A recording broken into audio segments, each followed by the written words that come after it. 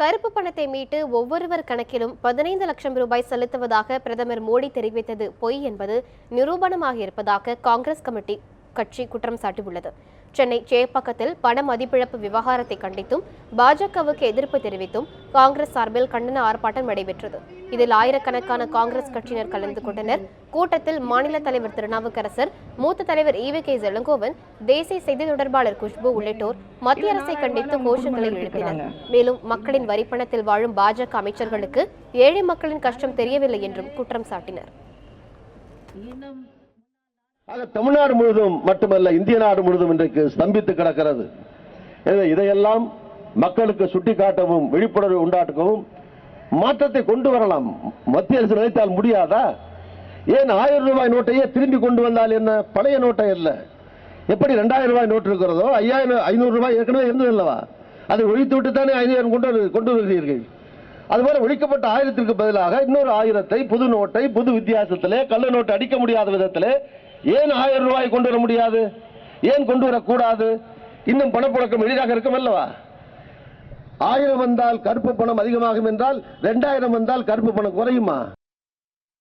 மக்கள் இளிச்சவாயர்கள் என்பதால் எதை வேண்டுமானாலும் சொல்லலாம் என்று இப்போது என்ன சொல்லுகின்றீர்கள்?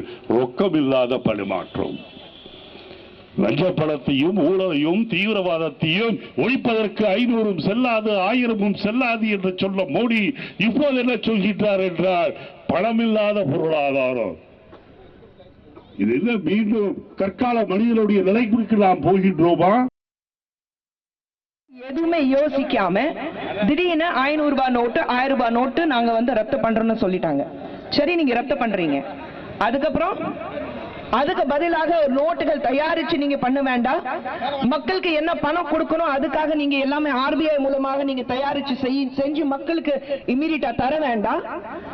முன்ன பின்ன எதுவுமே யோசிக்காம மக்கள் பத்தி ஒரு துளி கவலைப்படாம திடீர்னு ஒரு முடிவு, இந்த முடிவை எடுத்ததுனால மோடி தான் மிகப்பெரிய பிரதமர், மோடி தான் மிகப்பெரிய அறிவாளின மக்கள் சொல்லணும். ஆனா இன்னைக்கு மக்கள் திரும்பி கேள்வி கேட்கிறாங்க. மோடி அவர்களே 50 நாட்கள் சொன்னீங்க, 50 நாட்கள் தாண்டியாச்சு. இன்னும் ஏடிஎம் வாசல்ல மக்கள் கியூல நின்னுட்டு இருக்காங்க. 100 பேருக்கு மேல மக்கள் இறந்து போயிருக்காங்க கியூல நின்னுட்டு, அவங்களால நிக்க முடியல. ஒரு பெண் ஏடிஎம் வாசல்ல குழந்தை டெலிவர் பண்ணிருக்கா, பிரசவம் பார்த்திருக்காங்க. இதுக்கு யார் பதில் சொல்ல போறீங்க?